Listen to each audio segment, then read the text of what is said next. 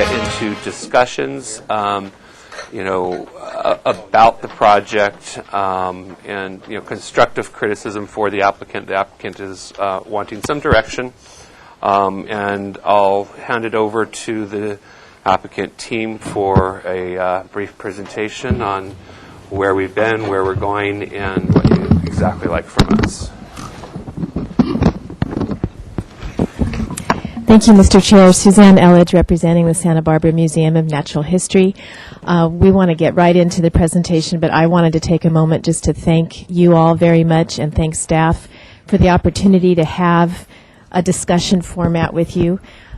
This project is so unique and complex and important as a community project that having this opportunity to have more informal discussions with you as we work on our plans, it was very important, and we're very grateful to your willingness to have these discussions. We hope that they will be productive. We think that they will be, and are very happy that you agreed to this. I think that I'm just going to turn it over. I know that Dr. Hutter has a brief comment. Did you want to make one? Just no? No, I just wanted to thank the commissioners. Okay. All right, then we're just going to get going with the presentation. What I wanted to tell you briefly is that we want to get to the part where we're actually over the plans talking to you about them, but we do have a bit of a presentation to make. So the beginning of this discussion is going to feel more like a typical hearing item where we're making a presentation, but we are then going to sit down and pass out the plans and have a discussion. And we hope, we hope the presentation takes a little under an hour. Two commissioners are leaving at 5 o'clock. All right. Well, the item was scheduled for 2 hours because we knew we had enough material to cover where it would take that amount of time. I am sorry that not everyone is able to be here throughout the scheduled item. We are going to be checking in with commissioners as we get through different parts of the presentation, so there would be an opportunity to provide some input then. I think that that is the best way to do it. Is we take a chunk at a time and give the applicant feedback, discussion, and so on and so forth. So we will try to get through it as fast as we can. Is it formatted where it's specific to impact and historic resources? I mean, that's really what. And can we talk about architecture first? Yeah. Well, I am going to suggest that we think that it's important to give you the brief context that we are giving at the beginning of the presentation. We are going to talk about landscape this time, which we didn't touch on at all at the last meeting, and we thought that was very important to start with landscape before we moved into architecture. So why don't we do this? We will move as concisely as we can through the presentation, provide opportunities along the way for comment. Perhaps you will be so excited about what you hear and see that you will want to stay a little longer than you planned. Truly, it is such an important project that we hope you can stay as long as possible. And why don't we just get started? Let's get going. Okay. So I will introduce Suzette. I will talk as fast as I can then.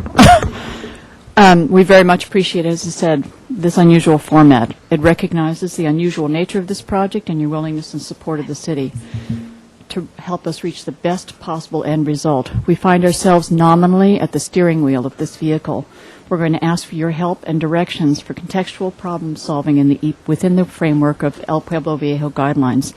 This format allows us to talk to you about where we think the fork in the road is and to explain where we think the critical choice points are and to ask what your thoughts are about it. We'll be asking questions, some of which we have touched on before. For instance, our intuitive, strong feeling that the succulent garden needs to be protected and that we should encroach into the creek setback in order to protect it. Some are questions which we must ask about the compatibility to historic resources.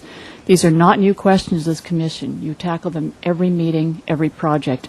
But we hope with the scale and unusual nature of this project that this is an opportunity for collegial discussions from which everyone will benefit.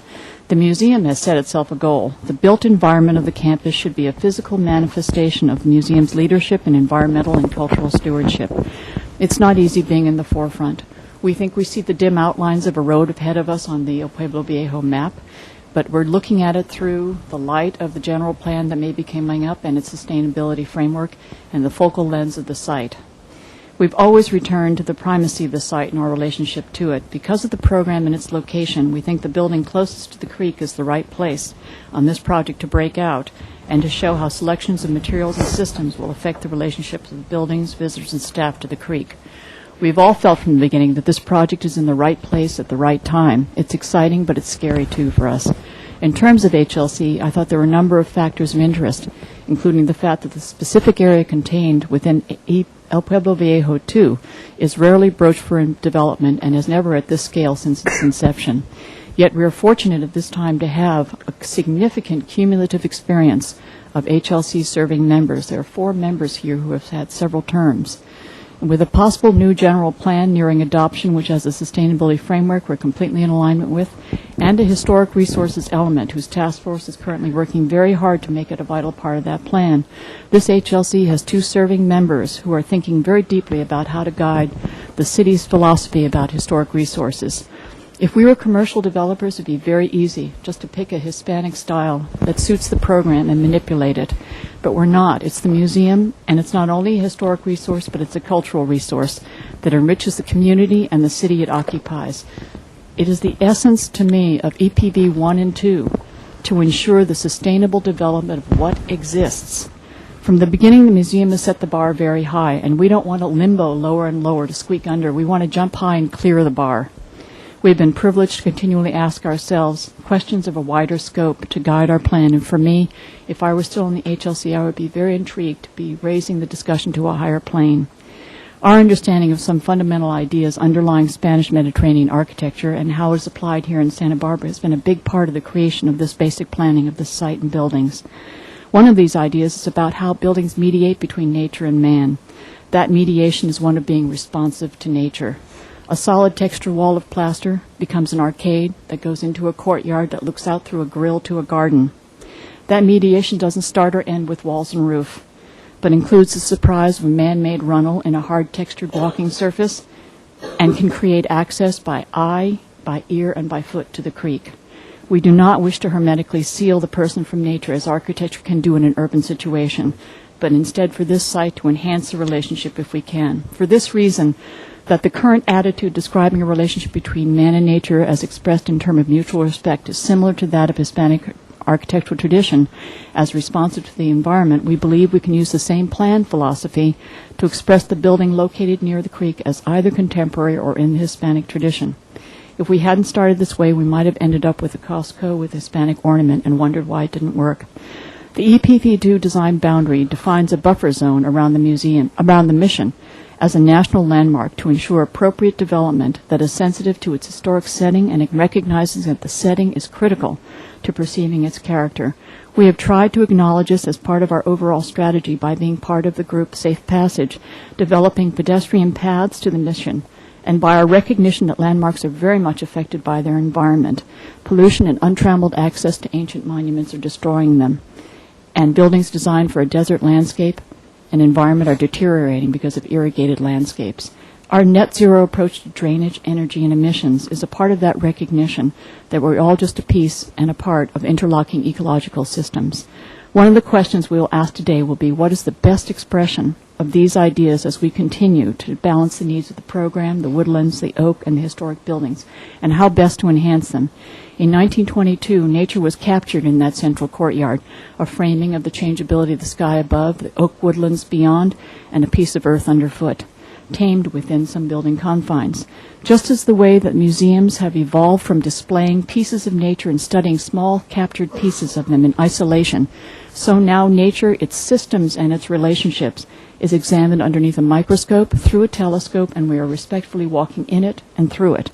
We want this future museum to evolve sustainably, to create an integrated whole which doesn't just memorialize our historic resources, but ensures their perpetuity by making them a functional part of a continuing vital museum. My last sentence will be from David Gebhardt in 1975, and you two will know what it's about. Quote, "The past, whether just yesterday or more distant, is always being reinterpreted.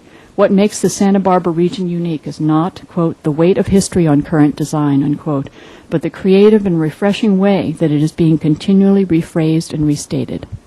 Thanks. Thank you, Ms. Naylor. Continue. So we are going to try and move really quickly here. We want to show you the work that we've been doing as a follow-up to the meeting with the Commission in July, as well as the response to the city staff comments that we got out of our PRT submittal. We'll get an early look at the architecture as part of that, obviously, and then we want to jump in more detail. Susan will walk us through the landscape plan and the building plans, and then we'll look at two sets of elevations and perspectives, two different ideas about how the three-dimensional aspects of the architecture could be explored on this project. And that should be, there's a lot of good things to discuss here, but that, as much as anything else, really should be stimulus for a really good conversation. I'm not going to bother with the goals and strategies because I think, in her own words, Suzette has spoken to those issues. Really, we heard three big things coming out of the commissioner's concerns and coming back from the staff review of the PRT submittal. One had to do with the relationship of new and old. Another had to do with the issue of emergency access around the site and how that affected the disposition of the buildings and the restoration of the creek. And the third had to do with our impact on biological resources. And so we have been moving buildings around, looking at all three of those issues simultaneously. This is an image of the current site and the current circulation pattern through the site, and we understand that there's a strong community connection between those buildings and how you move through them, kind of ad hoc assembly of spaces, the kind of accrual of buildings over time. In looking at it, our interest really is in the historic core of those buildings. It is a site that has a very distinct character, but we need to apply the hierarchical program that the museum wants to pursue with clear wayfinding, service access, barrier-free access, operational program that really works. And so when we look at the existing site, we're really focused on the buildings that we're proposing to provide historic rehabilitation for, which are Fleischmann on the left, over to Gould Hall, the we can do this, the Quadrangle building, the Botany Hall, the Mammal Hall, and the library. Now, we were asked to be clearer in our last presentation to the Commission about those buildings which are historic resources, which we are not proposing to rehabilitate, that would be part of the demolition program. One is actually the bathroom structure, which is currently designated as a structure of merit, but we think our historians believe that that may have been an incorrect designation. That's not really part of it. But here is Luria and the administration building. So we were asked, those are clear here, but we're really focused on the architectural order and form and sense of spatial sequence in relationship to setting of that core that we would like to rehabilitate. And here they are, shown as we have them in our current state of development. And in studying the sequences of space there and the organization of the buildings, there is a sense of an assembly, because obviously they were built over time and added onto. But interestingly enough, there's also a really rational sort of linear organization, this spine space that ties all the way through and these connections down to the creek. Our proposed development, which has changed since we presented to you last, we have moved the buildings to the east and we've moved them to the north. This courtyard is about 2/3 the size it was originally. There's a new courtyard here that's developed. I'm not going to go into great amount of detail because Susan will talk about this, but just to give you some orientation, a new courtyard that's developed between our classroom building and Fleischmann. There was concern about the linearity of the buildings. We'll talk about that a little bit more in the middle as we move on, but we have added a courtyard space back here, trying to learn from this assembly of buildings about how sequences of movement can lead to discovery and surprises and how axes can bend in space as we move. And so the movement diagram of the new buildings bears a relationship, we think, to the historic core. And then we know that there are a lot of questions that have been asked about connections between the two. And so here are, in sequence, the lines of connection, the tie new to old, and the both of them to the surrounding landscape.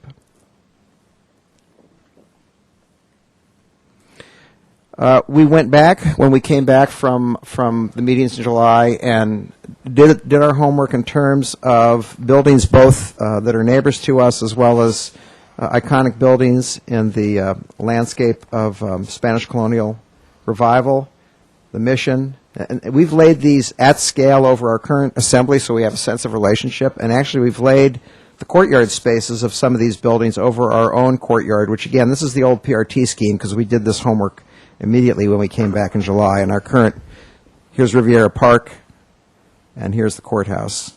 These three actually are in a non-urban setting. The courthouse obviously is an urban setting, but we just took note of the orthogonal relationships and the nature of courtyard space in these buildings. So this is what the PRT submittal looked like. And here has been the revision we've made to getting emergency and service access around the site. We have been working with the fire marshal. We have been working with the specialist that the fire marshal recommended to us. And we have an emerging understanding with the fire marshal that this approach to access around the site is in service to the site, the neighborhood, and actually the overall environment of the creek. Can you flip those two slides back and forth Yes, again, please? can. Just do it again a couple of times. Okay. And I have more information about all this, but we don't want to get into too much detail here unless you ask us about it or want to come back to it. I can tell you more about our conversations and so forth. Suffice it to say that the code requirement scope is shown hatched. These are the two bridges. And I think we have agreement with the fire marshal that it makes sense to continue. Certainly we're going to have pedestrian service access through here, but we may have some freedom to really neck this down and merge this element with the landscape because of the fact that we can meet the code requirement through here. Good. So here's where the buildings were in the PRT submittal. And here's where they are today. And again, you can see this courtyard, here's the original outline. This courtyard is significantly smaller. We have a new courtyard here. This was just a linear space. There's an added courtyard there. I'll do this just once or twice.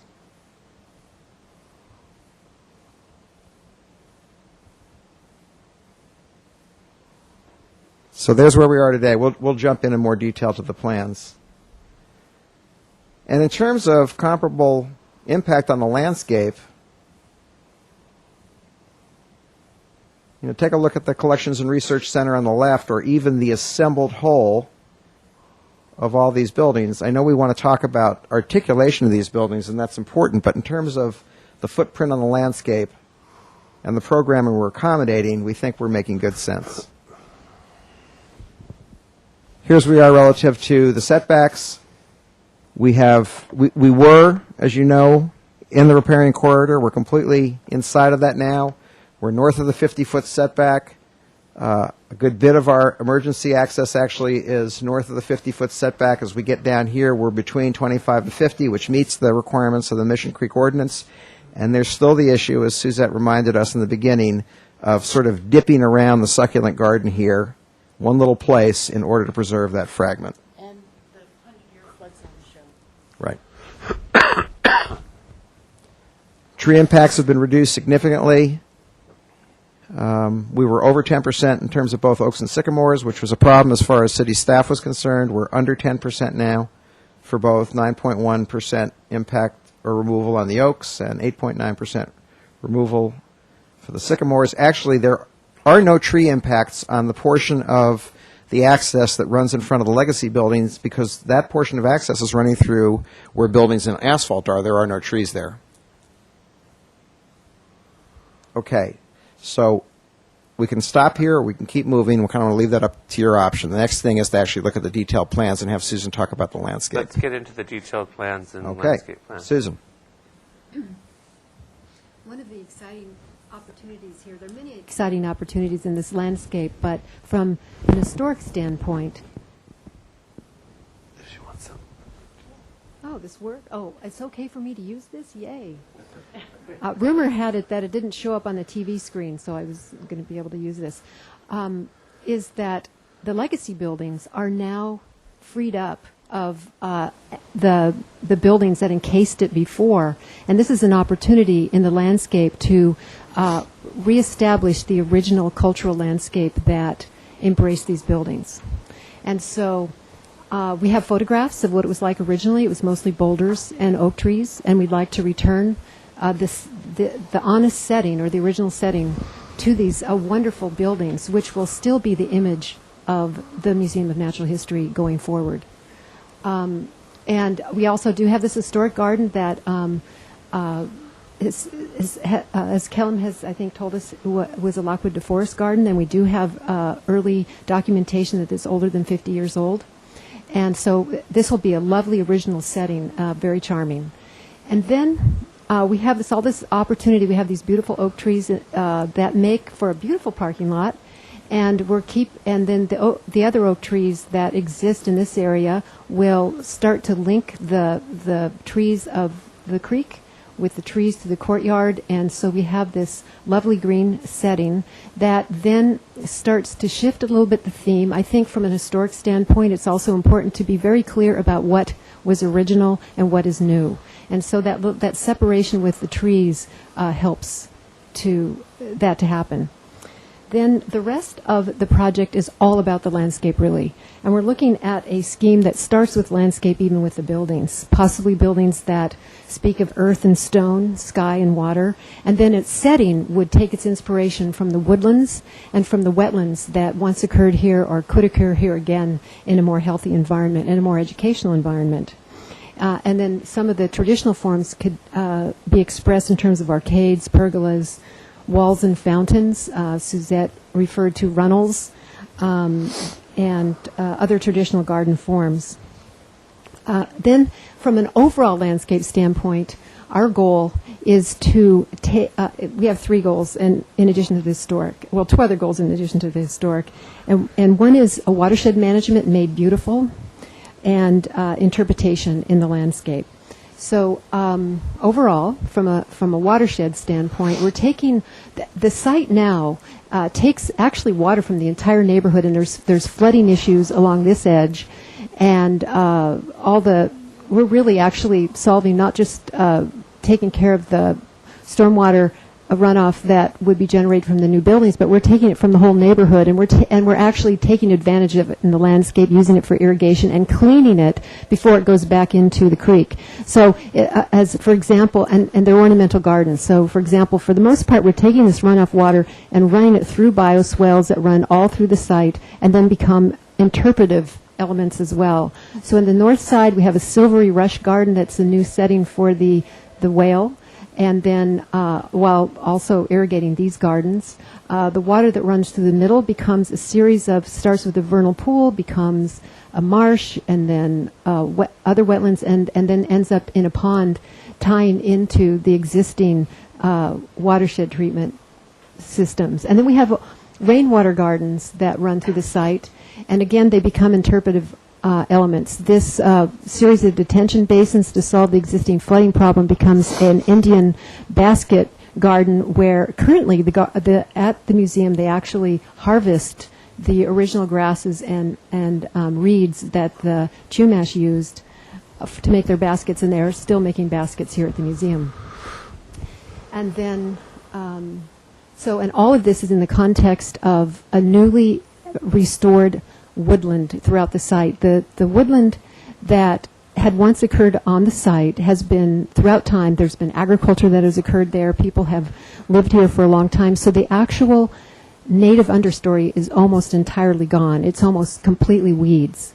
And so another opportunity that this project presents is to recreate a very diverse and beautiful understory to the woodlands.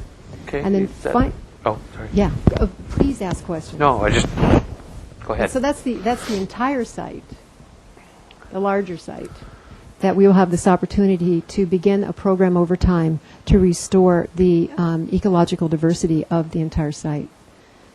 And then finally, interpretive. I'd like to. We could go to the interpretive slide. I just want to point out one thing while we're here. First of all, I want to make one thing clear, and that is that our focus here, since in this entire effort since we were here in July, has been to tighten up the disposition of the structures on the site, to reduce impacts to the oak woodland, and to provide more breathing space between building and creek. And then in terms of the, and also to tighten up our outdoor spaces and get more of a figure in them. But in terms of the architecture, our focus has really been on the south pavilion. We have not worked, and you won't see any elevations or perspectives yet of these buildings. We've just kind of left them in place. And I just want to point out that we are working on trying to get this sort of articulated line along the creek, which relates to the articulated line of the historic core along the creek. And just a brief mention about gardens. We really had fun in the beginning with creating a series of gardens that reflected their location and then created opportunities for learning and play in the landscape. One thing that's also very wonderful about this Museum of Natural History is its setting is actually in a natural place, which enhances its educational value.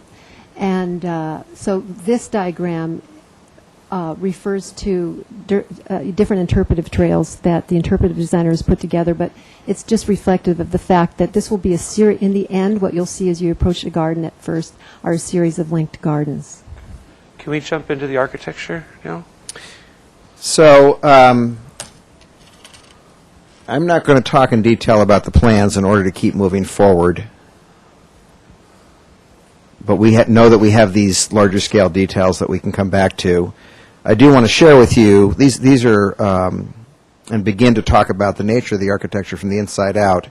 These are drawings from our exhibit designer showing the Nature Observatory, showing the volume of space that our new permanent collections gallery, Santa Barbara galleries will have. This is the below grade structures for the Collections and Research Center and facilities. Again, we know they have these in detail, so we can come back to them. I won't stop here. But we thought you'd be interested in seeing an early depiction of the rehabilitation of the Mammal Hall, which the dioramas and the original casework would be actually restored. So,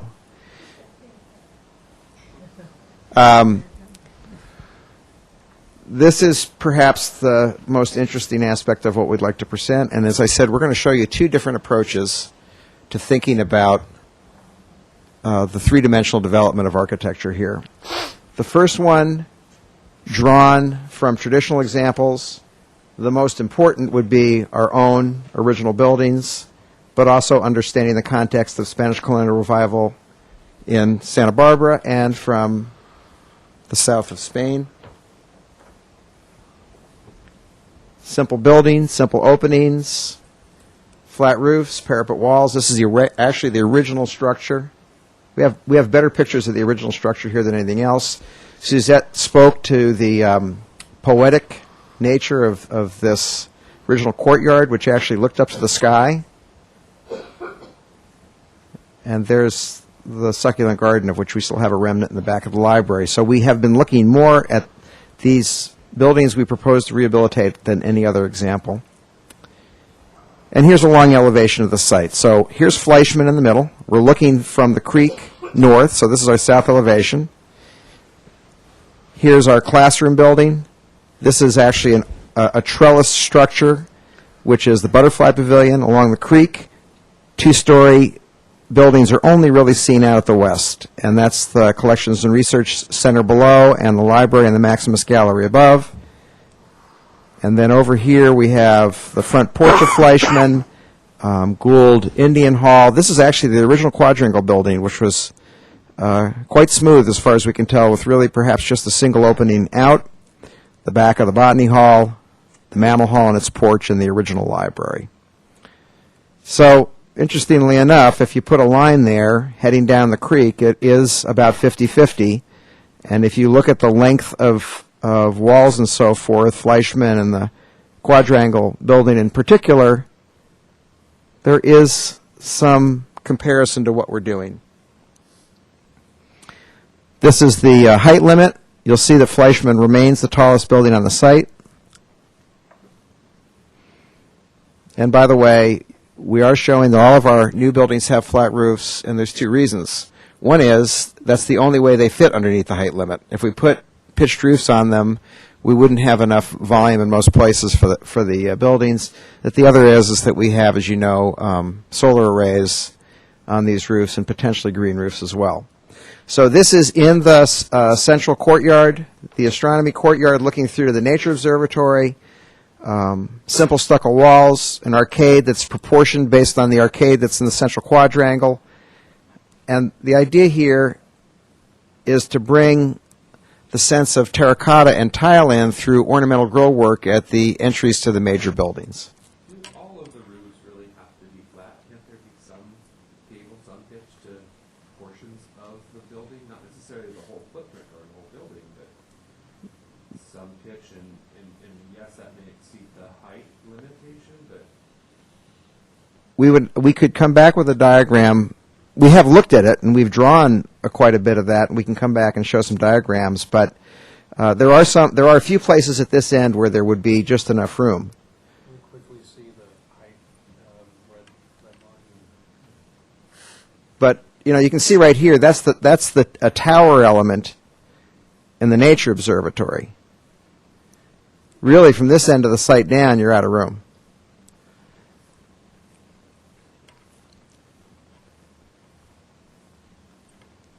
This is the view from the legacy buildings. We're seeing the south flank of Fleischmann. This actually is the porch where those three classic arches are to the entry of Fleischmann. So this is the courtyard that you come into, coming from the legacy buildings to come into the nature observatory. The three windows on the left and the arch, which you're barely seeing on the left, are the classrooms. And this is a view actually from the bridge coming across the creek. So we see Fleischmann. We see the classroom wing in here. This upper roof is the taller portion of the nature observatory, and the Butterfly Pavilion overlooking the creek in a location that's not far from where it is today. And this is coming from the administration building in the back of Changing X, across that garden that runs from east to west and connects us to the Woodlands, and we're looking at the St. Anthony's beyond, and secondary entrance into the Santa Barbara galleries. And then this is an interior view from the Nature Observatory where we're looking out the creek bank, and you can just begin to get a glimpse of the legacy buildings, which are to the left or the north of your view. silly question, but why do you need that volume in that particular area? I'm sorry, Phil. Why do you need the volume in that particular area? There aren't any exhibits in that entry, are there, or are there? Yeah, there are exhibits in this, and actually this is the focal point in terms of orienting you to the site. So, I mean, certainly that space, has a lofty and uplifting feeling. which is what, that's what we were looking for. Yeah, but it's not. I don't think it's a necessity that it be that volumized. I don't know. It's perhaps the center of activity of the museum we envision in the future. Okay. It's conceptually, it's really sort of the heart. The heart of the. Okay. Yeah. Okay. If you remember that bubble diagram we showed, the big yellow ball in the middle? I thought that was a daisy. Yeah, it's this space. It is a daisy. meant to pick Bubble it. diagrams mean nothing to Yeah. me. No, go ahead. So zooming in closer, and again, I'm going to move through this quickly so we can get to the second alternative, and we can come back to any of this, obviously. But looking south from the creek, the CRC and Library Maximus on the left, Butterfly Pavilion is the square columns in front of us, and then the classroom to the right, and then the north elevation, we're looking from the left, the entry to the Nature Observatory, the arcade in front of the Santa Barbara galleries, and then down it drops away. We get the Collections and Research Center and the Library and Maximus above. East and west elevations. So there has been a debate raging within the museum all the time we've been working on this about whether there wasn't another way to think about the architecture of the new buildings which fits within the guidelines, that has the same character in terms of shaded spaces, relationship to courtyards, but is not tied one-to-one so much to historic precedent as it is to aspects of the site, the stone walls of the creek, the stone walls of the surrounding wall, which is known as the Stegoret-Saris Wall, and something that might land rather lightly in the landscape. You see an image at the Louisiana Museum here, which is one of the great international examples of a museum that actually opens to the landscape, or something like the restored Getty and its relationship between new and old pieces. So this is a leap of faith and different than what might ordinarily be presented, but we still think it's worth putting out for the point of discussion because it really changes the relationship of buildings to the landscape in a very positive way. So it's about connecting to the site. So here's the space we just looked at. And here it is if we begin to blur the distinctions between inside and outside. And our experience here is as much of the site as is of the building. And our experience of the legacy buildings is expanded by this because we get more of it in our view frame. Buildings like this would land really lightly on the landscape, celebrate the lightness of the overhead planes, and to the extent that we can begin to still work with familiar materials, sandstone and stucco and overhead elements and shading, but increase the amount of glazing, we actually have the opportunity to reduce the apparent volume of the buildings visually. Do you have those renderings comparatively between alternate 1 and alternate 2? We have a package to give you with all these drawings in them. But they're from the same perspective? Yeah. These are all from the same perspective. We've actually shown this to the museum. I didn't do it here because we were trying to be brief, in which we had each one of them paired back and forth. I could actually shuffle the slides to do that. It's the same footprint.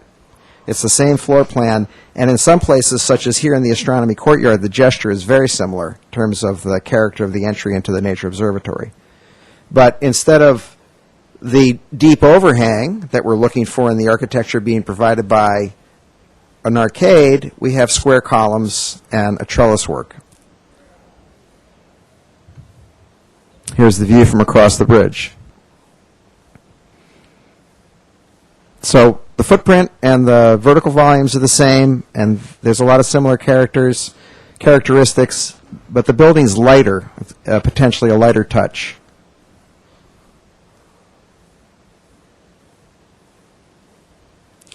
So in this scenario, and again, I'm going to pretty much hit these quickly and stop. I don't want to give either scheme any difference in time, but the heights are all the same. I think we actually have the height limit in here. Yep. But there is a difference in articulation, particularly where the building grows up out of the landscape and sandstone walls come up and frame space.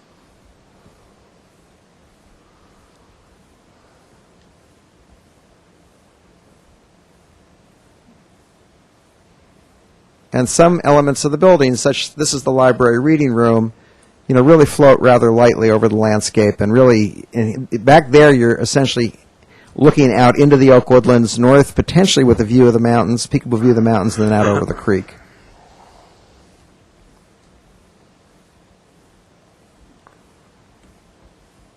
So that is the presentation. We have a package of drawings, and we have a separate package of the perspectives. And you tell us where you want to go in terms of conversation. Throw them out on the table. We are going to lose a couple of commissioners in about 10, 15 minutes. So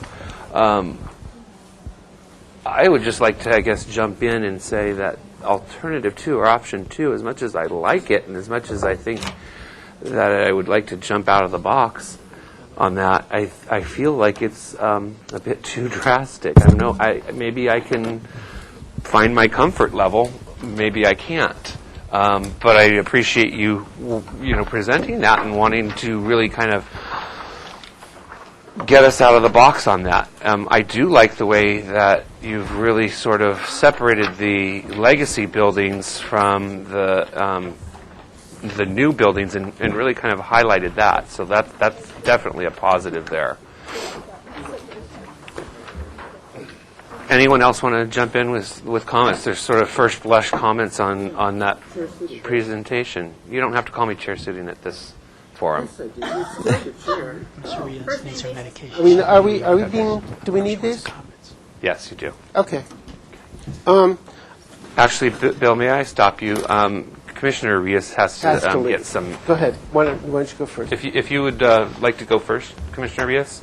Yeah, I apologize to you. I've been sick for a week and a half, and I'm running out of my medications. Be sure to put the microphone up to your.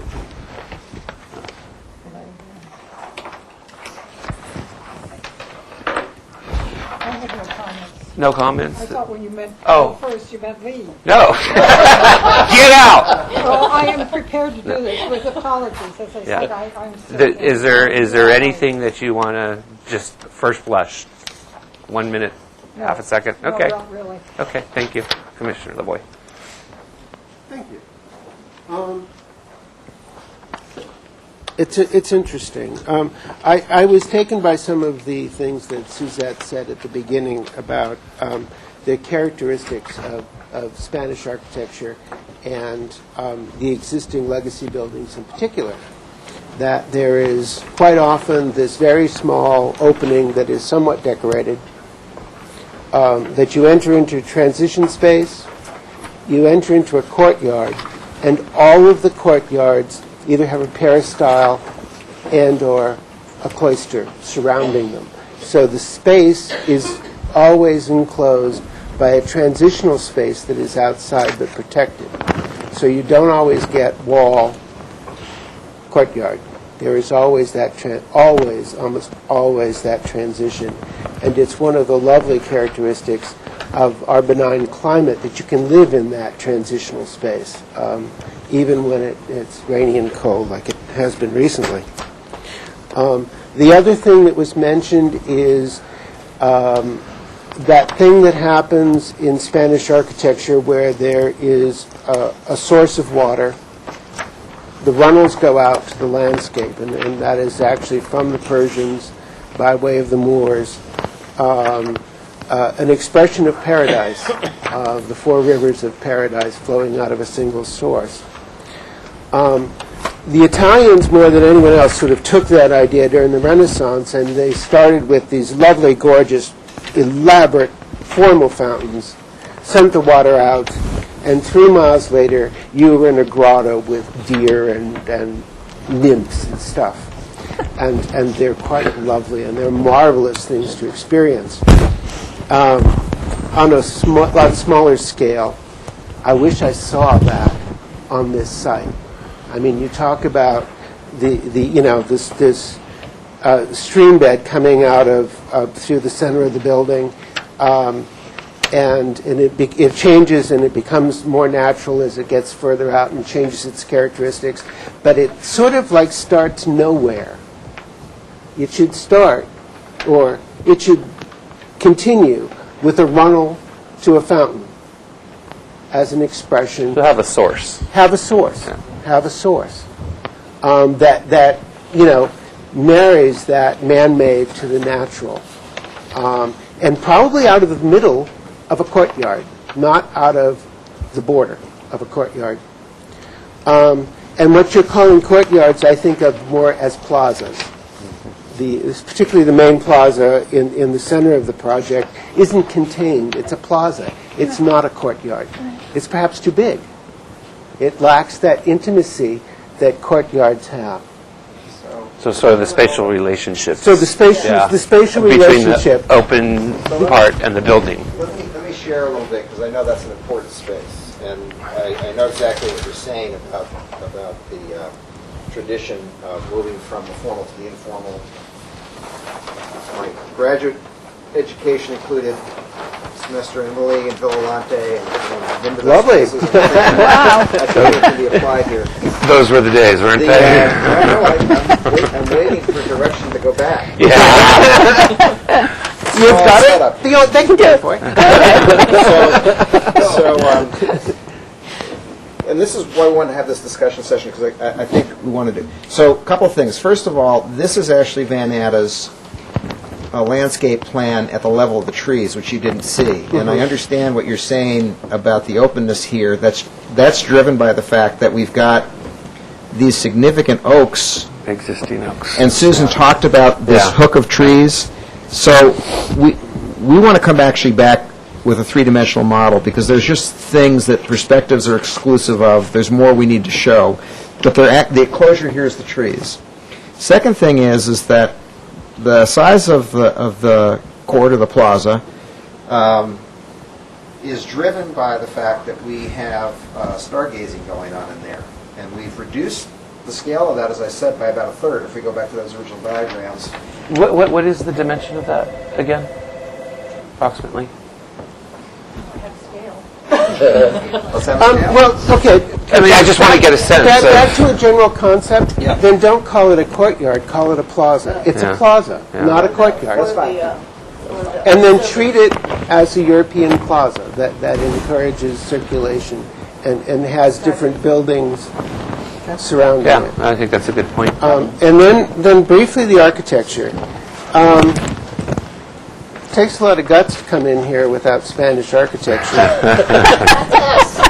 Even more guts to come in here with not good Spanish architecture. And your buildings miss. Welcome to Santa Barbara. Those of us who have lived here and practiced all of our many years are just now getting it. So that's the environment that we're used to seeing, and that's what this commission criticizes people on, is all that experience, all that lifelong exposure. Like one gets living, you spend a year in Italy and you get it. We live here 30 years and we just get it. And one of the things that is best about it is when it's simplest. So if you want a blank wall, don't put this little thing on the top of it. Blank plaster wall. When you do the detailing, do it beautifully, but do it sparingly. And fortunately, you haven't fallen into the mistake of making it look like a village. It's not a village, it's a big building. If you were to push it towards a more spare expression of architecture, you probably need to go to Valverde, and I'm, for the life of me, can't remember the architect. Is it Underhill, or is it... Good. Thank you. That's right. We have historians in the audience. Bertram Goodhue's work is amazing stuff. Oh, yes. It is so modern. That building is amazing. And there is, I mean, it looks Hispanic, but you really can't identify the Hispanic elements on it because it is so simple, so stripped down to its essence. The walls are thick, the openings are big, and they're punched into holes. It's an amazing building, and I'm not sure if you can get into it anymore. But look up Underhill's work and use that as an inspiration. As Not opposed Underhill, to Goodhue. Goodhue, sorry. Use Goodhue as an inspiration. Some of that more simpler work. I mean, for that matter, Underhill was good too, but Yeah. but bad. Goodhue. Goodhue was better at it, Yeah. except what he did in San Diego. Don't go down there. The Montecito Country Club was done by Goodhue, yes. That's okay. Except for that big rotunda. And the Santa Barbara Public Library, that was Underhill, and there's some...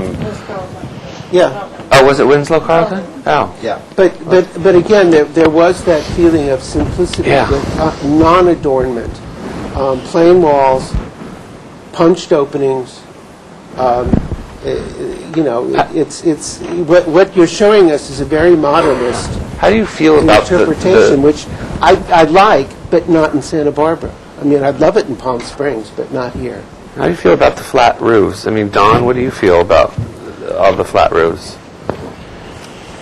I mean, in the one slide that he showed with the whole south elevation and the red height line. It's very modernist, It is, and that's it lacks the charm that we're often. maybe it doesn't always have to have a pitched roof. But it needs some undulation. It needs some articulation on that line there. That's my feeling. I strongly feel there should be some pitched roofs. Yeah. And you can use the volume more creatively than just having a box on the inside, I believe. And this is very contemporary. Yeah. Absolutely. I mean, if there were some stepping along that line there, that roof line there, that would go a long way for it relating to This looks like a legacy school buildings building. over here. Right now, I see it as very disparate from. It's not necessarily just the architecture; it's the linearity of it, the mass, the volume, the mass. The stonework is very contemporary, even though it's This is just representative, but nice yeah, stonework. yeah. You're looking at alternate 2. Yeah. Yes. Even alternate 1 as you move on the south elevation to the left. Well, I thought your comments were more applicable to alternate 1. Well, they're more modulation of alternate 1. But I'd be, and you know, actually, Goodhue did some very interesting things with piers without pergolas on top that I've always loved and clients have never understood. And in looking at that south elevation, the Butterfly Pavilion there, or the pavilion there, that could be really the celebration of that whole length of elevation there. Make that kind of important and stress that. And then let these start to be a little bit subservient and diminutive. Fermina, what's your first blush?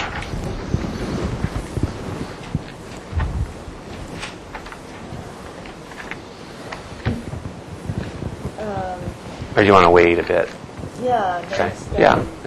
And one other thing, no mansard roofs. Yeah.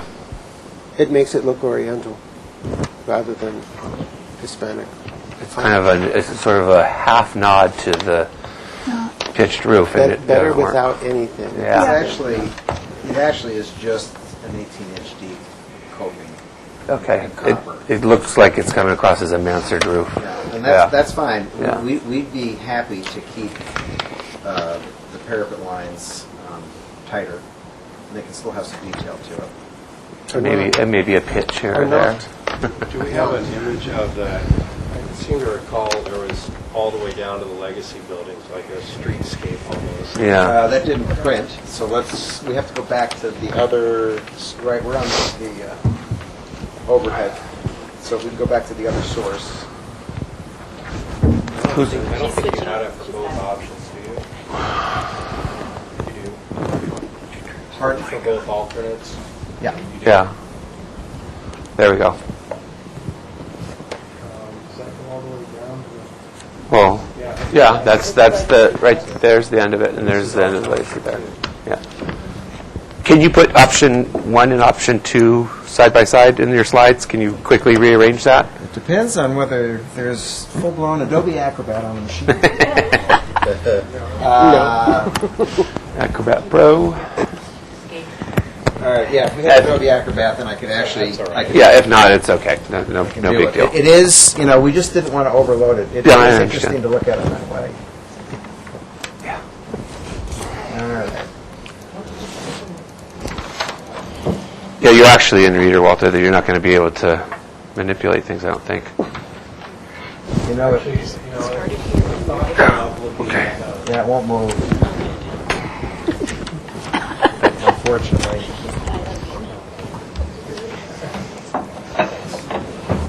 Oh, sorry, Craig. Go ahead. No, I thought it was more. Yeah. It was allowed. It was allowed in alternate 1. When you were looking at the Spanish architecture, old and new, more contemporary and legacy. There's more of a disparity. No, thanks. No, it leads to alternate 2 is essentially just a modernist building. It's a modern architecture. Thank you. That's fine. That's good. So, and you can see that clear line of delineation. In this option, alternate 1, you can still see how clearly they're different with the massive plaster facades and the smaller openings in the legacy buildings, just like Commissioner LeBoy was talking about. But I think it's almost like alternate one is bleeding into the, from new to existing legacy buildings, instead of there being a sharp, clear delineation that you see. There's more of an interface and an interlace. And I don't think as successfully. But that said, alternate two, using modern architecture, I don't know. It looks like every other city. I mean, if you pick up any architecture magazine, and you'll see that building. It's in every city, and I guess it's beautiful, and it does delineate between new and old. Yeah. But it isn't. It's not. It's just not the character of Santa Barbara, and I'm usually not the one to say that.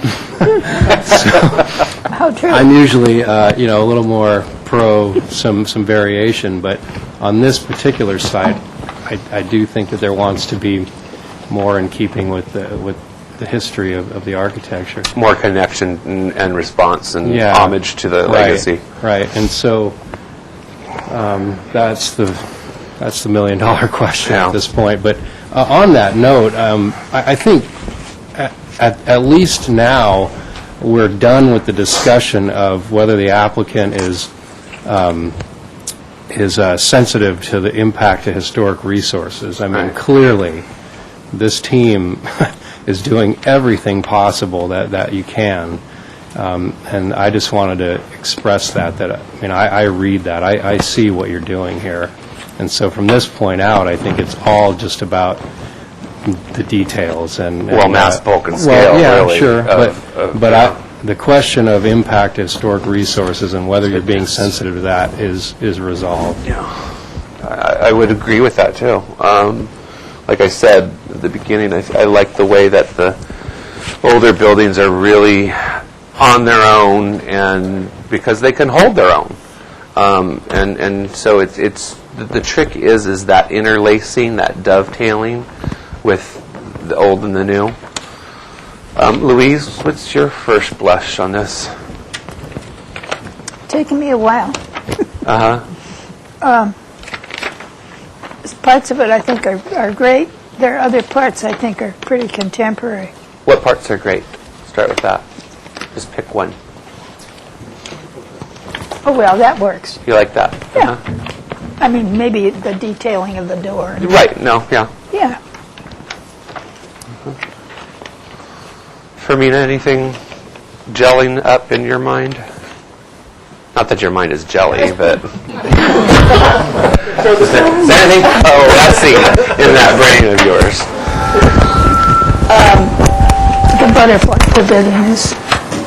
This is difficult in the sense that I remember when we were reviewing the airport, it was really, really tough because you also have this tiny historic building, and then you have to do this huge building.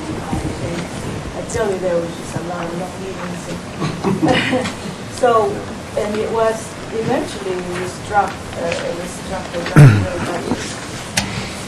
It's because of the new buildings are large that it's a lot of creativity to make them get that what everyone is expressing is the Santa Barbara style, but also fit in good buildings. So what I like about the project is that the placement is the tallest building, and so I think as far as the siding, it's hugging into the site, which is important. Now, whether these buildings, I just feel like in the legacy buildings, there's a lot of push and pull, and even though it's a linear way, it has this sort of a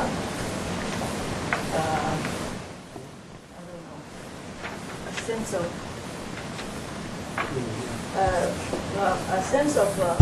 order and feeling that I'm not finding in the new buildings, and I don't know what that is. And so I've been thinking, the other thing I like about it is the separation, the spatial separation between the old and the new. I think that's really good.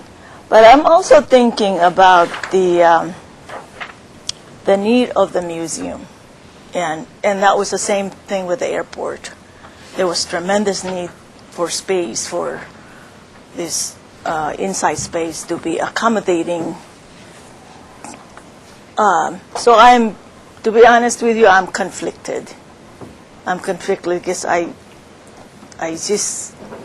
the buildings are large. I think they can be large, but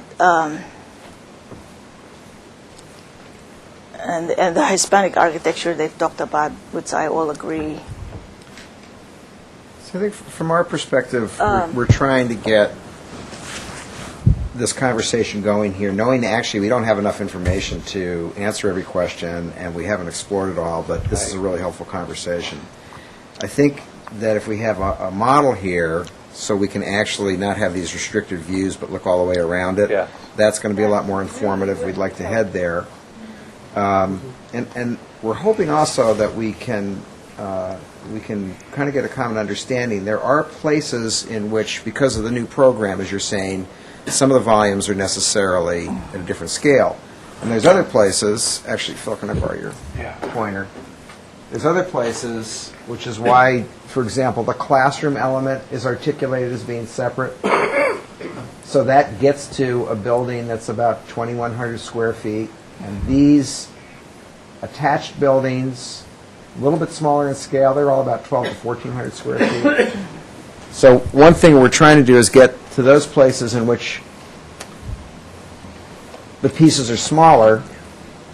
Interestingly enough, if we were to photograph this view, which is actually completely filled with buildings all the way out into the foreground now, this view of the Nature Observatory and the classrooms is actually smaller in scale than what's currently on the site. So one thing we're trying to do is where we're coming this way to meet the historic buildings, it may not look that way in the elevations, but where you're looking around the buildings, those pieces that touch are the same. And then it's at the far end of the complex where the landscape drops away and the biggest piece scale-wise, which I think is going to be something we talk about over the next couple of meetings, is actually the Butterfly Pavilion. And I agree with what Phil said. It should be celebrated. The program's appropriate to celebrate. You're on a perch overlooking the creek. It's actually hidden at the same time.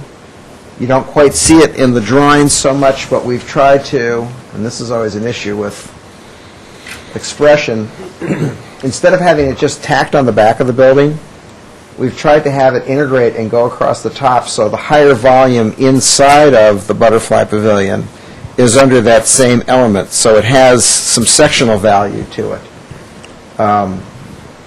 And obviously the volume of space, since it's a covered outdoor courtyard, right? We have a little Quonset hut up there right now. It's a lovely experience, but it isn't really at the scale where you feel like you're in the woods because you're pushed down by it.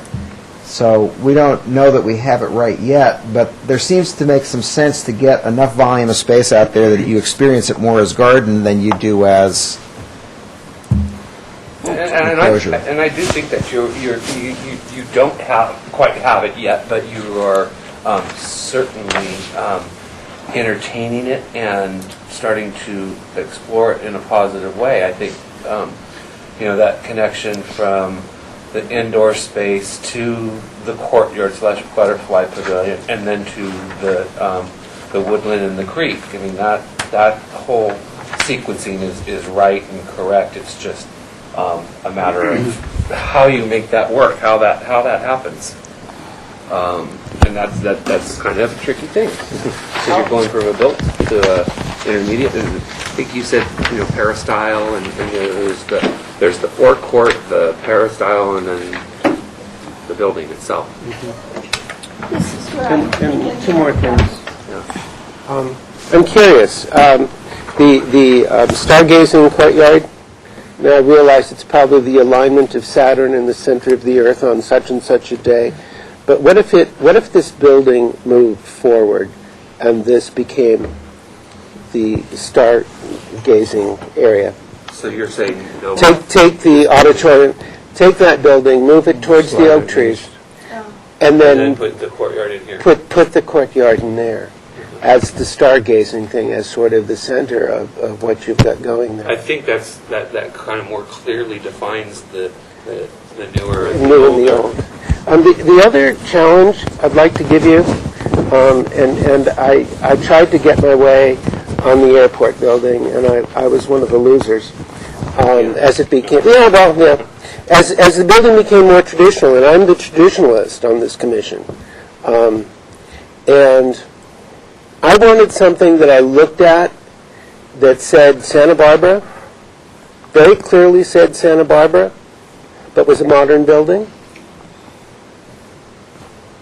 And that's a major challenge for a talented architect to show us how it's done. So let me ask you a couple of questions along that line of where, see, when we've done these two, it was partly for our own benefit to let one way of looking at it inform the other. And our approach as architects is not to have an idea of what it is and then draw it. It's to give ourselves different images of what it might be and then find the pieces that link it. And we're wondering if maybe we are seeing some opportunities for linkage in here that tie that together. So I'm going to go back to Europe with you for a second. One of the things that I really enjoy about the way in which classic buildings have been adapted for current use, and I don't know if any of you have been at the Picasso Museum in Barcelona, one in Barcelona, which is actually the original Picasso Museum, series of old villas, which they linked internally, and classic sort of arcaded screen walls, which in classic style, originally, the arcade element behind it had a solid wall with punched openings, which we're quite familiar with here in Santa Barbara. The guidelines actually talk about. But in many of those buildings, they've kept the historic facade, and then the wall behind has become completely transparent. So instead of being, so if we look at the classroom building, for example, we actually did draw it this way. Instead of having a little punched openings looking out, once you get underneath that cover, there's an opportunity for real transparency, so that you're getting both that sense of enclosure of space, but something more modern. The other place to look, and maybe this only happens in a couple of places, not all over, but is there a way to stick with a more traditional sense of stucco walls and openings here, and yet still get that full plane of glass, so that the moment you're looking down at the legacy buildings, because out of the second set of images, the one that's most captivating, I think, to most of us is this, because it brings the historic buildings inside with you. How can you make that look Hispanic? Make it look Hispanic. Right. And the way to, he's right. challenging you. He's and the way to do it may be to treat this as a building and this element as a building and the piece in between, even though it's enclosed, as outdoor space. There may be a way in which to actually marry the character of the architecture to the opportunity to get transparency. And it's all about the monies and the proportions and the material of that. I mean, I've seen some wonderful wrought iron transparent doors, and I think you could apply that to this. Don, you started to kind of say something. It concerns me that you've gone this far and we're this far apart. And I wish there was a way we could have seen these in sketch form to be able to not have you go to all this work and end up with the linearity that you clearly have here that we, or I, feel isn't what should be for this project. And is there any way that we can do this in little smaller pieces so that you don't go that far down the road with time and effort and money and have this discussion more often? Well, we're planning to be back in January, and we're planning to take the information, the direction we get here, and work with it. I mean, we do have real constraints about getting the program on the site, and the site actually got one stroke smaller when we pulled the road and all the trees back and so forth. And kudos to that, actually, Yeah. for pulling that road back Sure. and, you know, preserving this succulent garden. All of that is big marks in towards an approvable project, I think. And we did actually go back and look to see if anything could be rotated off axis, but it immediately pushed us back into the woodlands. And that's when we said, well, let's see what that set of 4 images of the traditional buildings, which, but we don't need to call them linear, but they are orthogonal in terms of the Orthogonal, relationship. Yeah, they are. And that adds to the linearity, where a 5-degree turn opens up some possibilities and doesn't hurt your site plan that much if it thereby helps you create some zigs and zags and some offsets that you normally wouldn't have.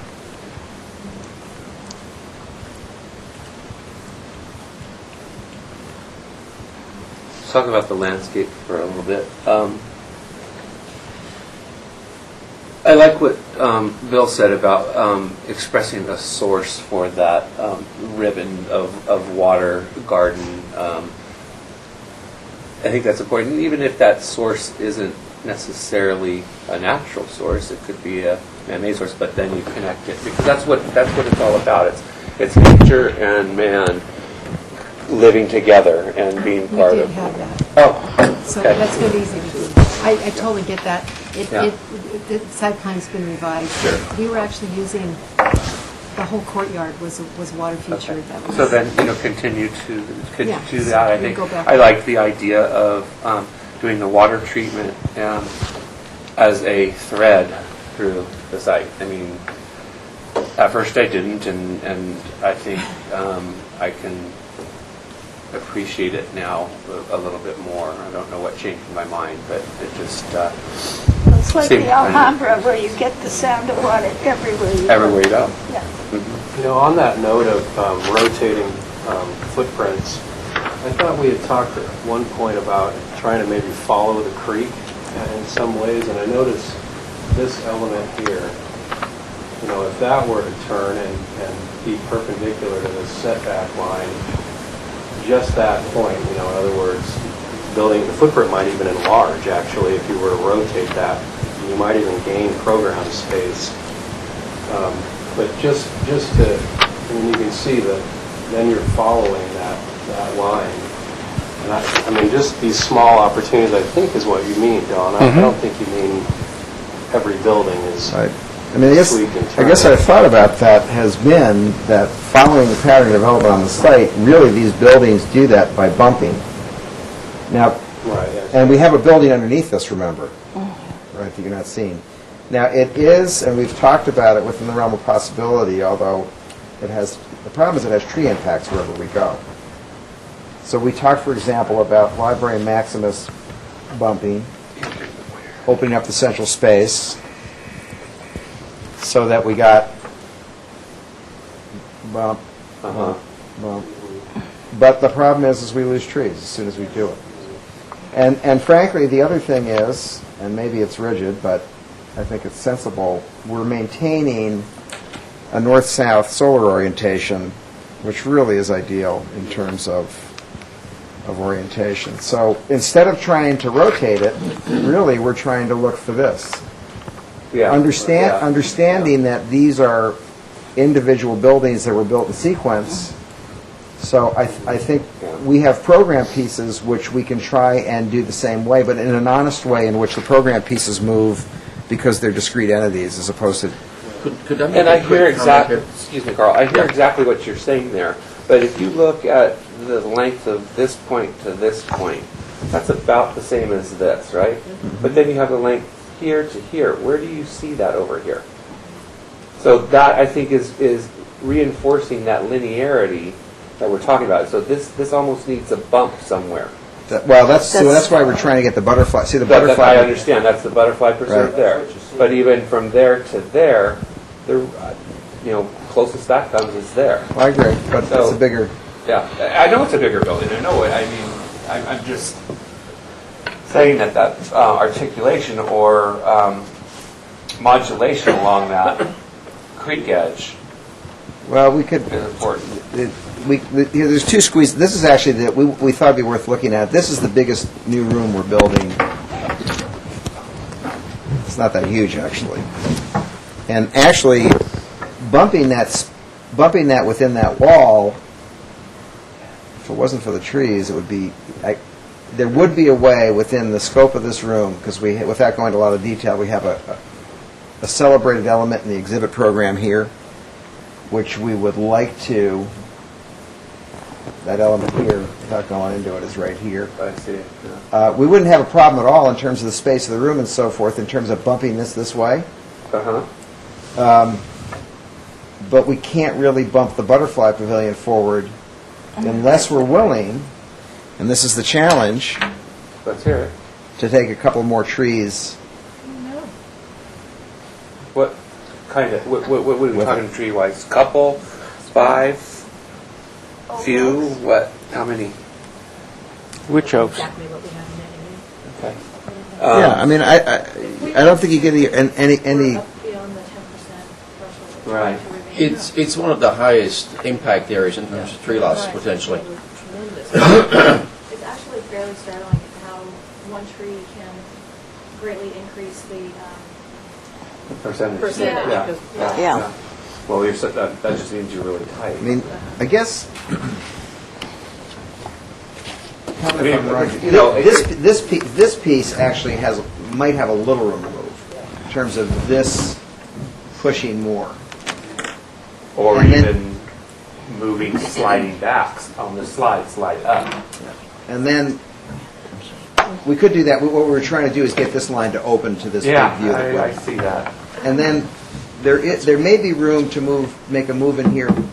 It may be smaller in scale than you might Bill. desire, but it doesn't mean that there isn't room to make some. Thank you.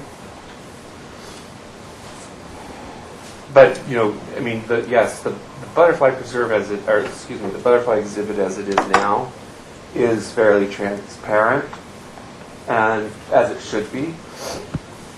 And so it's hard to read that as necessarily a bump out, a significant bump out, as the modulation that we're looking for along that edge there. Well, that's why I think for all of us, a three-dimensional model Yes. would tell us what we're really looking at. And I think And like you said in the beginning, you haven't fully developed the butterfly pavilion, and what you're showing us now is by no means, correct me if I'm wrong, by no means what you're going to end up with. It's just sort of a placeholder. There's still was thought in it, and how it, the beams slid or slipped past the roof there and onto the roof. But I don't know. But I would like to, just to the bigger issue, I would like to be able to think that the orthogonal relationship of the buildings fits the buildings that are on the site. Well, And fits the Could I tradition. give a couple of comments here? Yeah. And they have nothing to do with architecture per se, but they have a relationship to architecture. And the first one is to do with both the linearity of the buildings and the flat roofs.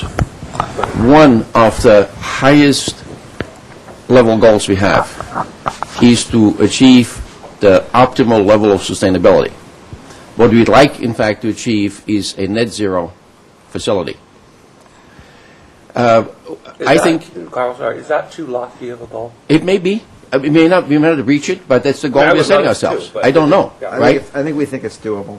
But we think at this point, we may at some point have to step down. But you set out your goals as high as you can, and then see whether you can achieve it. In order to do it, we need a whole bunch of things, including optimal solar arrays.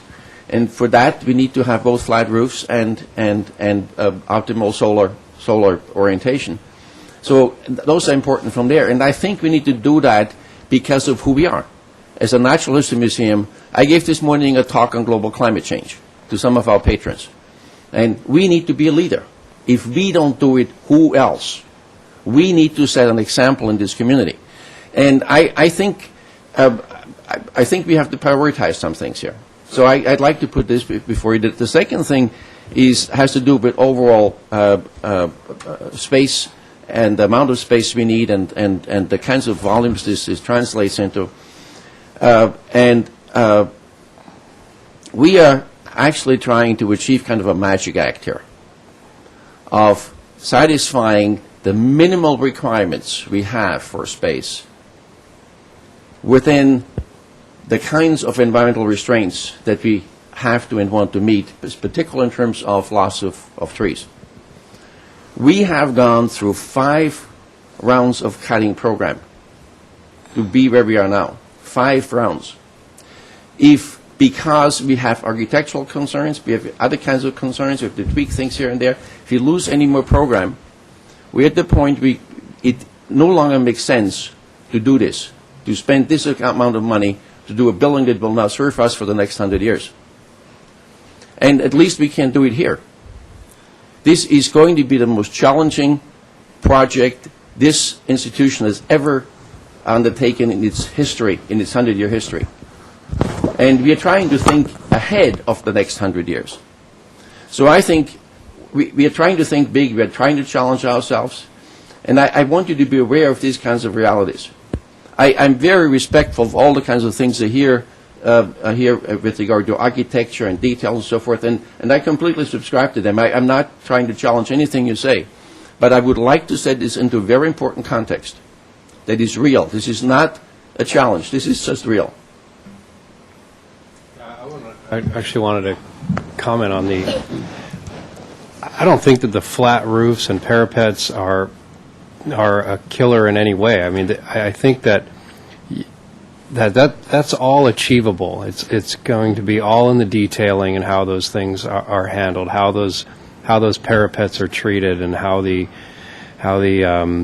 articulated. Or there's unlimited amounts of ways to deal with flat roofs and parapets and successfully. But that is the architectural challenge, really, with this sort of linear elevation that we see. And maybe the Goodhue study will reveal some things. I don't know.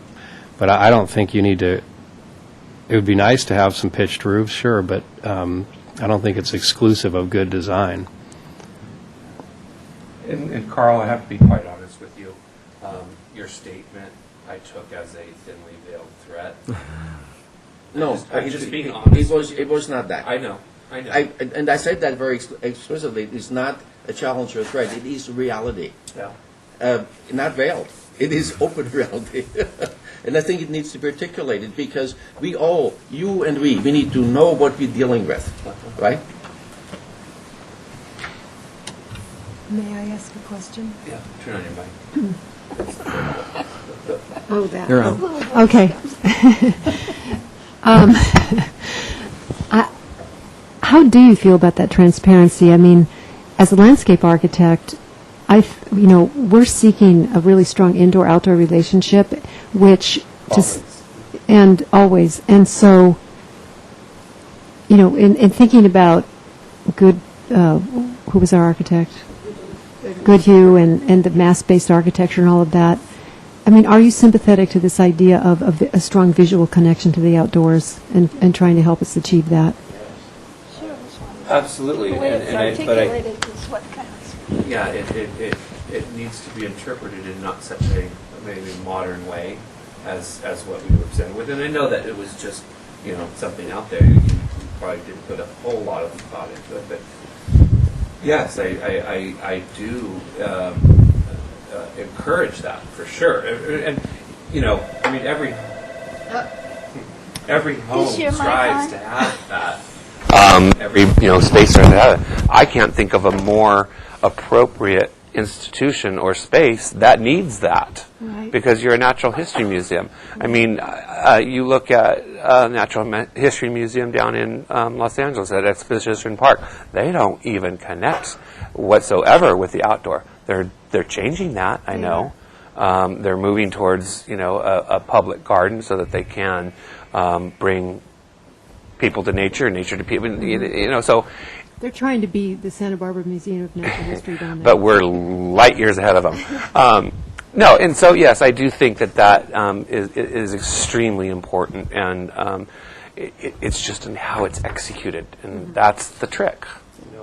I think as far as direction, I need a little more time personally to provide good examples of what I think are contemporary Spanish architecture that would lend to this design.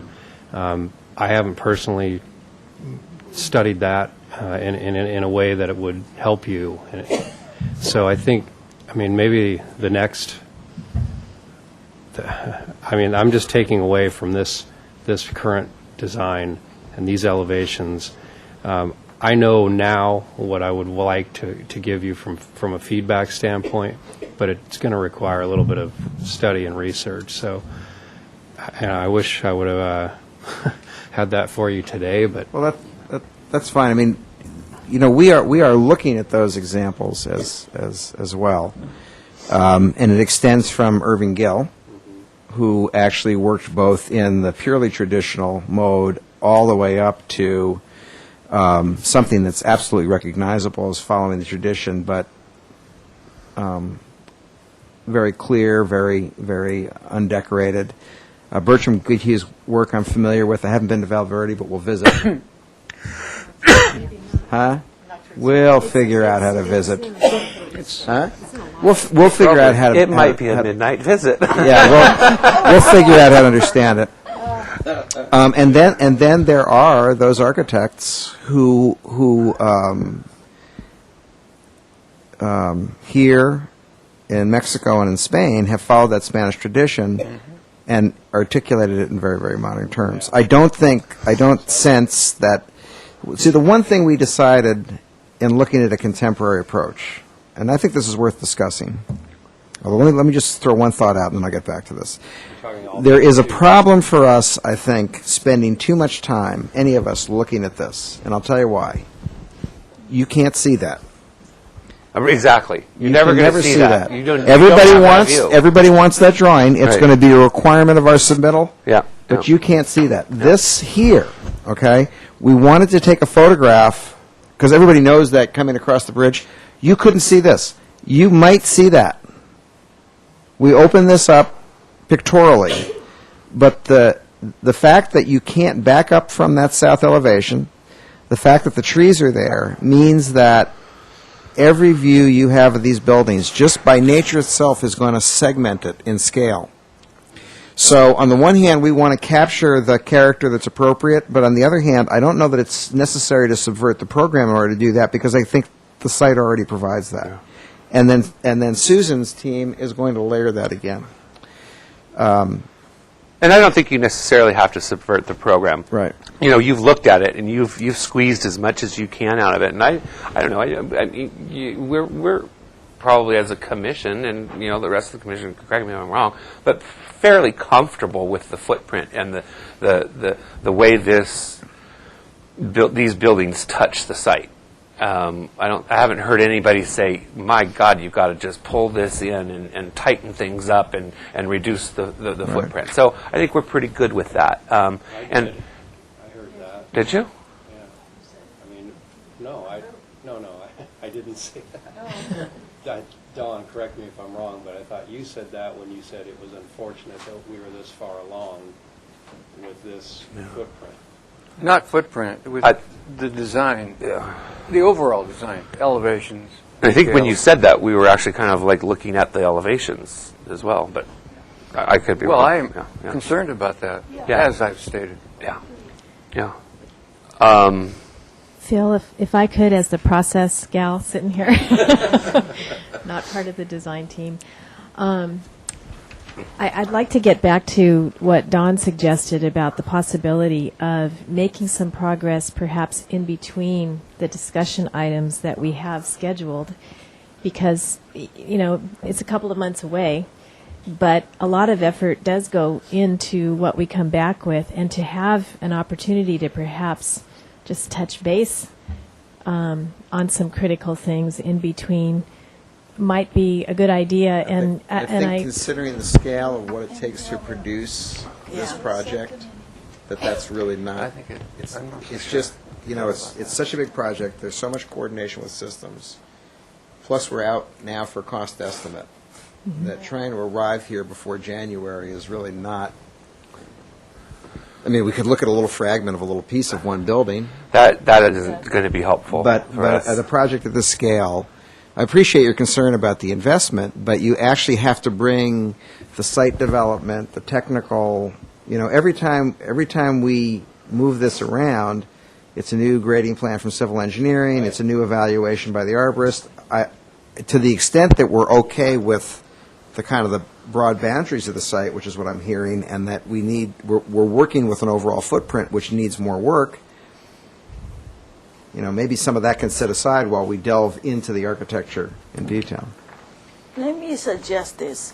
I have a feeling from the commission that, and we could ask these questions. It seems like people are okay with the separation of with the siting of the new buildings, the garden. I didn't see any real sort of problems with the landscape, the way the trees are. The landscape's right on track. Yeah, right on track. All the stuff. So I don't foresee you going, and we don't want you to go get all this stuff.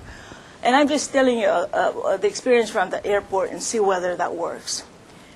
They were struggling with everything, and finally we said, okay, get a local architect, go study all of the major buildings in Santa Barbara, or study an entrance, or study a column, and get a study. So they went out, compiled all these different studies, and all we wanted for them to do was to just define for us what we were wanting, what is the Santa Barbara interpretation of an architecture. And the problem is, what's hard for me with this style of building is somewhere along the way there's got to be a harmonious relationship with the old building, and it's really hard to find it. Like Craig was saying, I want to also go do my homework.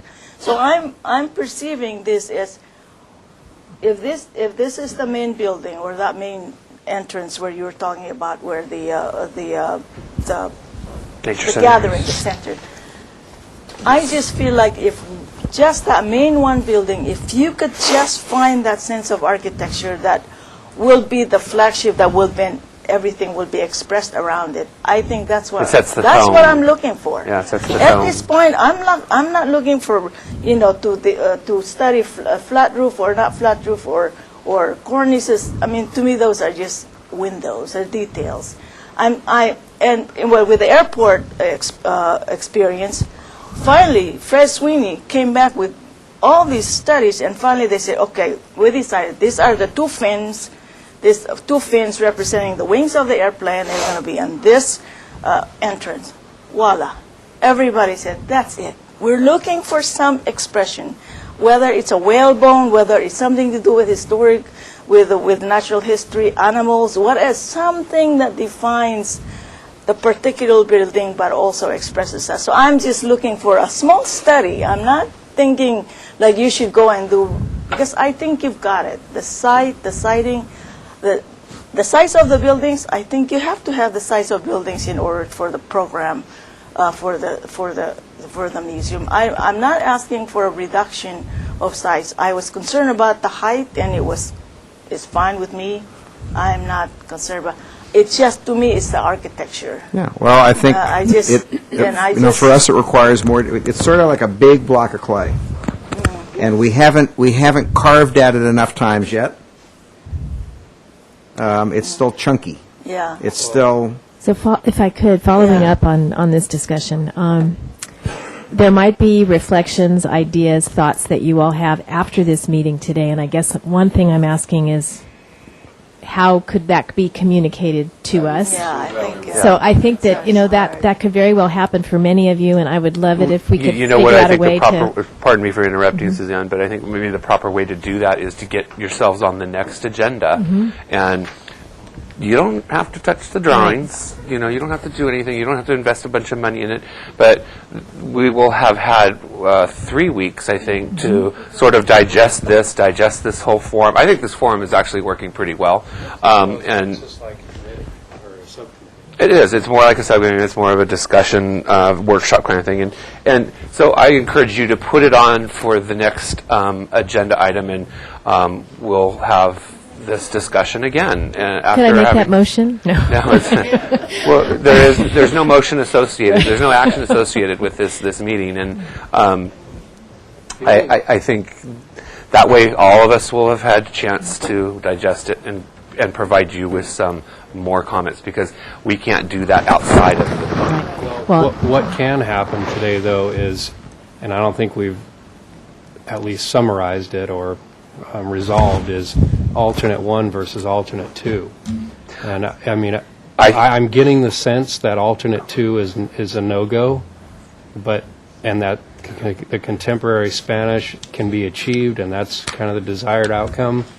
But we got to decide, because that's fundamental to what you're going to do from here on out. Well, I sensed that it's kind of a hybrid of the two. They talked about doing some of the arches and then having the transparency, behind those arches, and so it's kind of a mix. And I certainly don't think that you should go further in the direction of option 2. As much as I would like to do that and really step out of the box, it can't happen here, unfortunately. It just can't. Well, the transparency is one thing, but stone water tables and the aluminum storefront type. I mean, these are two very different directions. You're talking wood beams and that type of thing, or for trellises and pergolas versus plaster elements. Yeah, actually, we may as well get that issue on the table Right. now, since it's going to be an issue. We need to be all fire-resistant assembly. So I think it is important, because we know that materials are very meaningful to the conversation, that any overhanging elements we have on this are going to have to be steel. Now, they can be tube steel, so forth, but we're not going to be able to build anything out of wood on this site and meet. Basically, we're type 2 construction, so it's all non-combustible material. It could be concrete made to look like wood, too, all this. Well, I mean, that's what they had to do at the hospital. That's Yeah. what they had to do at the airport. Right. And it's all doable. And the hospital, I mean... You're referring to Cottage I'm Hospital, referring to- yeah. I remember the... Well, just the atrium and the things that Right. things they struggled with there. Yeah. Sort of similar yeah, to this yeah, struggling with you're right. Right. I think that's a good example It of is. an incredibly well-designed, timeless project. Well, we don't know yet if it's timeless. But not every part of it, but Yeah. generally that massive a project, the openings work, everything, the detailing is superb in my book, and it's a great project. Not that we are here to talk about that, but Yeah, we've been over and we've walked around the hospital, and actually it has significant areas of contemporary curtain wall. Yeah, that's just it. Yeah. So, but they're sort of hidden. Yeah, and You have to. Mr. Chair, Yeah. human nature being what it is, sometimes we can leave a meeting and have different impressions about comments that have been made. And so I wonder if you all think it's appropriate to take some straw votes about the most critical things, such as the footprint, because I think that I was thinking about that, we too, sensed and- that there was some comfort with that, but it would be very good to get some clear direction I'm on reticent that. to do that only because we are absent 3 commissioners. And I don't think it would serve you all that well if we did take that straw vote on some of the major issues. I'm willing to do it if you really want it, but we have 3 commissioners absent, and I think that is a touchy thing to do when there Yeah, I understand. I And defer to the I'm design sorry that team, they have to actually. leave. I can't control their schedule. even respecting they're not there, we entered in this dialogue on the basis of the fact that this was advisory anyway, Yeah. that we wanted to have free dialogue, and that this is not an approval-based process. So I think that we have gotten a very clear sense of what's working, what's not working, where there's kind of opportunities to invent, for lack of a better word, where there's opportunities where we need to sort of be more in line. And I think this is extremely productive. And frankly, straw vote or no straw vote, the proof is always in the pudding the next time you show up with a drawing. So we don't anticipate coming here saying, but you said. Right, right. So I'm totally comfortable with where we are, and actually I feel, in terms of what our biggest questions were coming to this meeting today, that we got the answers that we wanted. Okay, good. So this has positioned us exactly where we hope we might be. Yeah. There was just one thing I wanted to touch on, and I throw it out there. The exploration of alternative means of photovoltaic collection. It doesn't always have to go on the roof. So start thinking about things like that. We actually have thought about this, and there's not a whole lot of options. Yeah, the trees. Yeah, no, I understand. I totally understand. And But we actually bring together many elements of renewable energy to make it all work. right, We are thinking it's not about just one form of geothermal, renewable. I understand we're that. thinking of Yeah. a whole bunch of things. Yeah, geothermal, all of And that. every element has to count in order to get to the goal. So that's the challenge we have. Yeah, yeah, good. Well, But again, something, we don't have a roof plan, which we all need. So, but we appreciate that you're willing to have this dialogue, and we understand that there's a lot of work yet to be done. Well, I would like to add my thanks for this kind of meeting.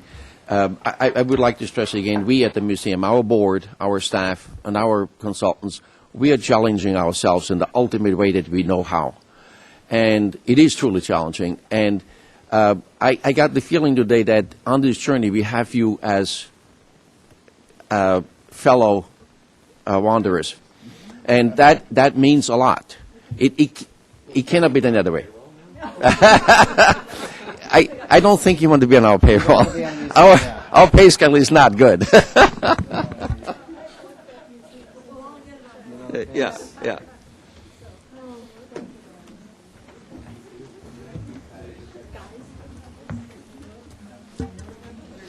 Phil? Yeah.